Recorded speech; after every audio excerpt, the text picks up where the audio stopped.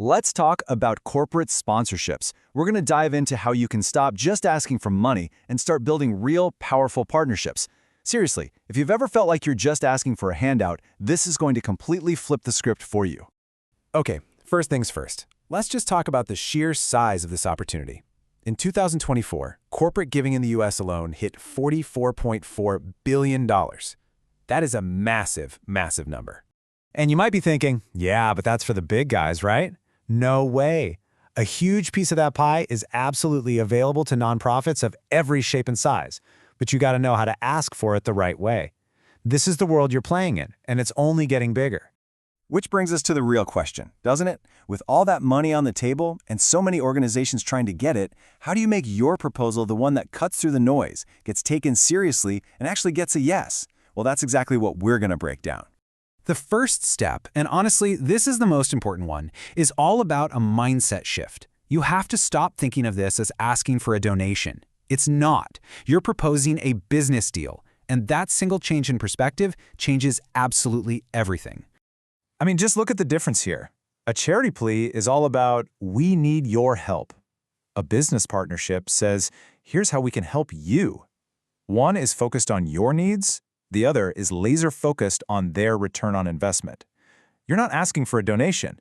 You're offering them a really valuable marketing opportunity that they can't get anywhere else. And this is so crucial to understand.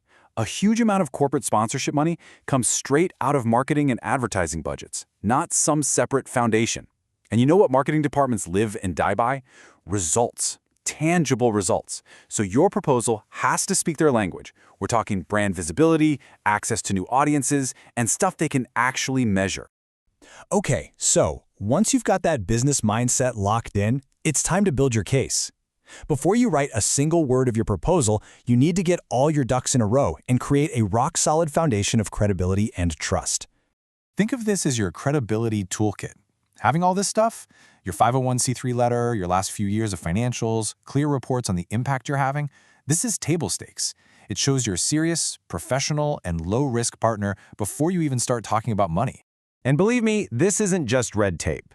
For a potential sponsor, your Form 990 is like a window into how you manage your finances. Your determination letter? That's essential for their own legal and tax teams. Having these documents ready to go shows them you're organized and ready to do business.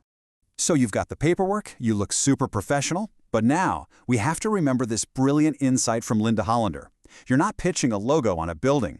You are connecting with a person, a brand manager, a marketing director who has their own career goals and pressures. Your proposal needs to solve their problems. Which leads us right into the fun part, crafting the actual offer. The whole goal here is to design a package, a value proposition that is so perfectly aligned with what they need that saying yes is the easiest decision they'll make all week. Everything, and I mean everything in your offer has to be built around answering one simple, selfish question from their perspective. What's in it for me? If your proposal is all about your needs, your mission, your story, you've already lost. It has to be about their benefits. And we're not just talking about warm, fuzzy feelings. The benefits are real and they are measurable. Did you know that a well-done sponsorship can actually boost a customer's intent to buy from that brand by a full 10%? Now that is a marketing outcome you can take to the bank. So how do you actually package that value? Well, first off, please ditch the generic gold, silver, bronze labels. Use exciting names that reflect the impact, like Community Champion. Then, build the benefits around things marketers actually care about, getting their brand seen, getting in front of your audience. And here's a pro tip. Make it a bit customizable. Let them build a package that fits their goals perfectly. Here's a super simple way to think about it. See how the value stacks up with the investment. The partner level is about basic brand visibility. Then Advocate adds something valuable for their HR department, an employee volunteer day. And Champion, that offers exclusivity, like naming rights. Each tier is solving a different business problem for that company. And you can't just promise this stuff. You have to back it up. As Kayla Treadle says, sponsors need to see measurable results. Your proposal has to spell out exactly how you're going to track and report back on things like website traffic, logo impressions, and social media reach. Show them what they can expect. All right, let's bring it all home. You've done the mindset shift, you've built your credibility case, and you've crafted an irresistible offer. Now, how do you seal the deal and, more importantly, turn it into something that lasts? Now, this is a visual that shocks a lot of people. We tend to think all the work is in getting the yes. But in reality, that's maybe 20% of the effort. The other 80%, the real work, is in managing the relationship, delivering on your promises, and earning that renewal. The partnership doesn't end when the contract is signed. It's just beginning.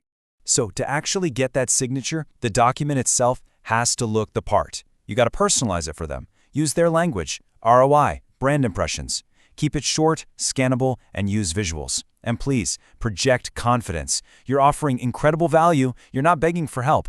And always, always end with a crystal clear next step. I'm going to say it again because it's that important. A signed deal is the starting line, not the finish line. The real work is in the follow-through.